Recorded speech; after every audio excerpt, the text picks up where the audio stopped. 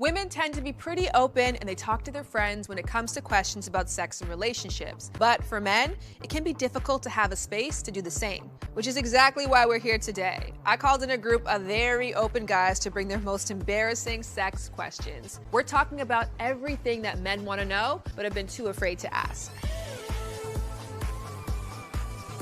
Does anyone here have a question that they've been too embarrassed to ask? All right, you would. Yes. Right ahead. Yes.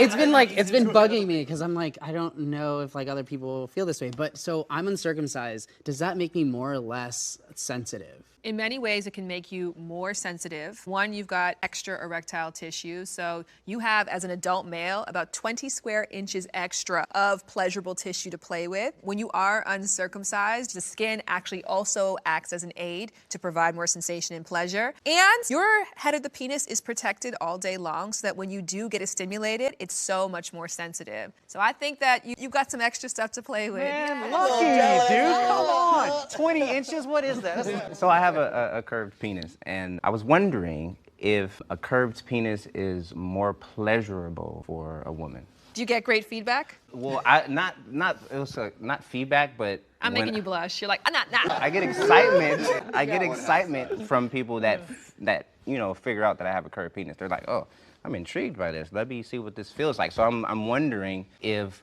women prefer a curved penis over a straight penis. Have you ever seen G-spot toys before? Yes. So G-spot toys are usually curved and they've got a nodule on them. And that's because, again, you want that pressure moving forward. A lot of times people think about penetration as in and out, but for women with vulvas, what feels the best is more of like a downward motion, so you're pressing again on that interior wall. When you have a curved penis, you already have that natural motion. So yes, absolutely, it can feel more pleasurable for some, depending on where you're putting the emphasis or focus. Did you know that less than 1% of men have a curved penis? So less than 1%? Yes. All right, Michael, what's your question? So I'm getting older, right? I was curious. I'm noticing a lot of changes, but I was curious about balls in general.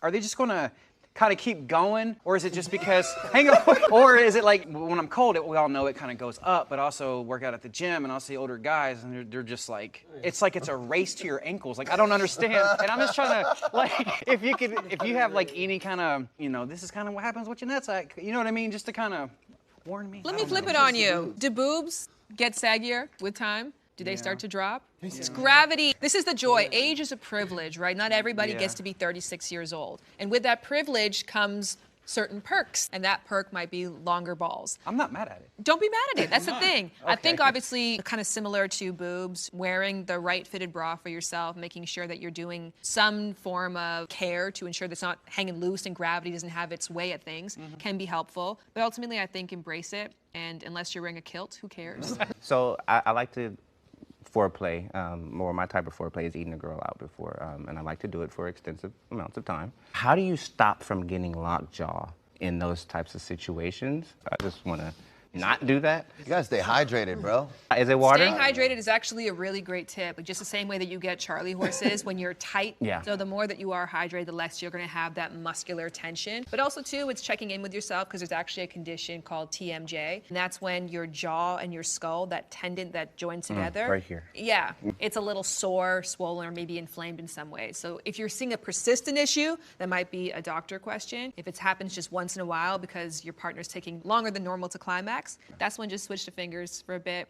Switch it up, change up, have a toy on hand, but giving yourself that break. It's not one of those things you want to fight through, because it'll only make the issue worse for yourself. That couple seconds of break and then coming right back to it, but it's normal. It's a muscle. It's going to get tired. These were really refreshing questions, and I don't want to call them embarrassing, because to me, the only thing that's actually embarrassing is allowing these things to be left in the dark. If something is stopping you from having the best sex life, or if you're curious about it, we should talk about it. And I hope you guys found it affirming how many head nods there were when you asked your questions. Good job, team! I like that. Thank you for watching Sexology. We'll see you next time.